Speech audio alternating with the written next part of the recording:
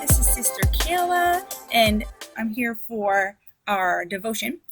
And so I'm thankful that you guys keep tuning in. That's wonderful. It's good to be fed during this season, especially if you're not able to make it out to church right now.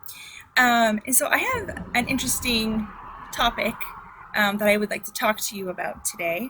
And the idea, the thought, if you will, is this. You're not a bird, so stop fleeing. You're not a bird, so stop fleeing.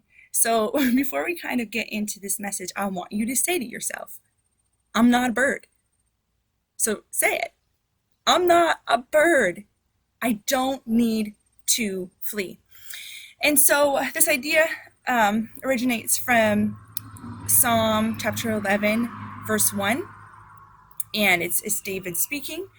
And it says this, in the Lord I put my trust. How can you say to my soul, flee as a bird to your mountain? How can you say to my soul, flee as a bird to your mountain? And so in this portion of scriptures, there's one of two things happening, okay? So in this psalm, David is either having a conversation with advisors, there's a crisis, there's an emergency, there's some sort of immediate threat or danger. And so he's either he's talking to his counselors, he's having a conversation with them, or two, he's consulting with himself. So either he's talking to his advisors or he is talking to himself. It's one of those two things. And either he was being counseled to flee from the wicked, to flee from an enemy, like a bird flies away from a snare or danger, or he was just considering flight because of an enemy. And so at the end of the day, though, you have David kind of thinking, whether he's thinking to himself or whether he's talking to advisors, he's saying, how can you say to my soul? So whether he's talking to himself, how can you say to my soul, flee as a bird to the mountain? How can you tell me the right option here is to run away? How can you tell me that this is the right answer to a threat or to potential danger or to an enemy? How can you tell me that the right answer is run away? Flee, fly away. Okay? And so he's questioning this. He's like, this doesn't seem right. And I like to think he is actually talking to counselors. How can you tell me that I need to run away? Right? When I put my trust in the Lord. So the Hebrew word for flee in this portion of scripture is nude. The Hebrew word is nude. And that means to shake or to waver or to wander, to move to and from, to flutter or to show grief. So what David is saying is, how can you tell me to flee? How can you tell me to run away? How can you tell me to waver or to shake in fear or to wander around? Right? It's not going to accomplish anything. Running from my problem, running from my enemy isn't going to make the problem go away. It's not going to make the enemy go away. It's not going to solve anything. But instead, I'm just going to choose to trust in the Lord. And I'm staying right here. I'm not going anywhere. So some of us are probably familiar with the fight or flight response. I've probably heard of that before. And it refers to a physiological reaction, and we've all experienced it. It's something that God has put in us. A physiological reaction that occurs when we are in the presence of something that is mentally or physically terrifying, something that is scary. The fight or flight response is triggered by the release of hormones that prepare your body to either stay and deal with a threat or a problem or a crisis, or to run away to safety. Okay? And I'm going to talk a little bit about that in a second, but I want to tell you a story. I think it's funny. I like pulling pranks, and I really like scaring people. Like, I am not above, jumping out at my 2-year-old nephew and watching him like, it's great. I love doing that. And while we were in Bible college, my sister and I, we shared a year. And so we're pretty similar with certain things. And so we had a group of friends who were very much like us, and we just liked to scare each other whenever we could. And we were getting pretty creative. I think one night it was like 12 or 1 in the morning. I was sleeping. I was getting in my bed. I had got up maybe to get a drink of water or something. So I had to leave my room to do that. And I came back in and I snuggled into my bed, put my head on my pillow, and I was like, wow, this is great. I get to go to bed. What I didn't know is that as I was snuggling myself into my bed, my sister was hiding in my closet and then proceeded to crawl across the floor in the dark, super creepy. And when I was all snuggled in, she decided to jump up and just blah, blah.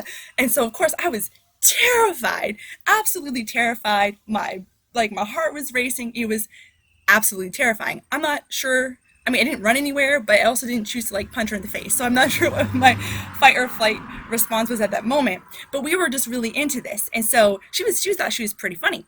Now, I had a roommate, and this roommate was wonderful.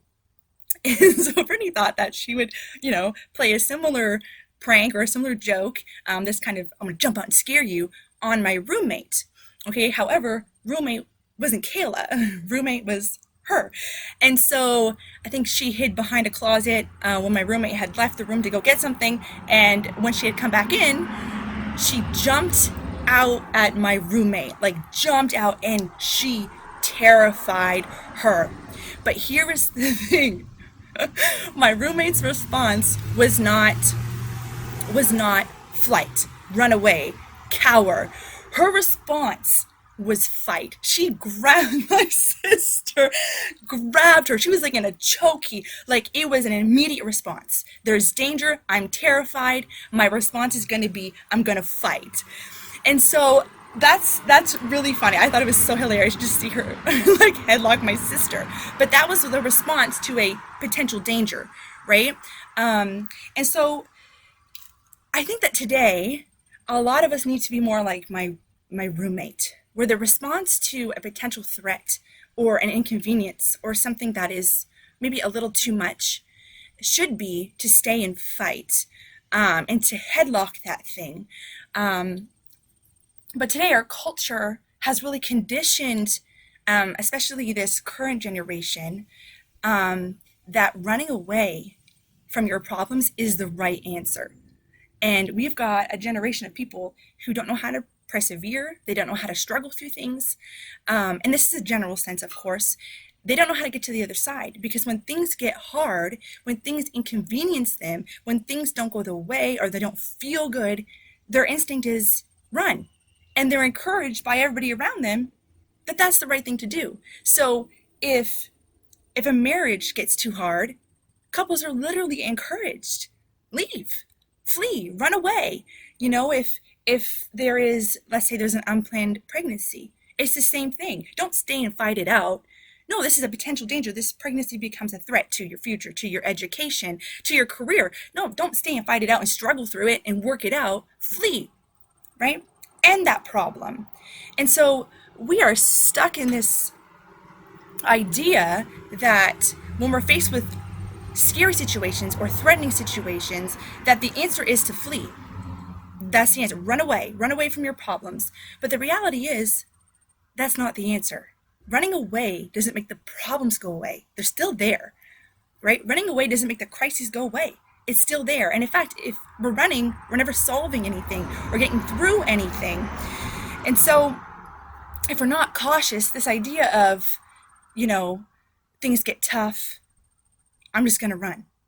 It can begin to creep in to our Christian life. It can begin to creep in to our relationship with God.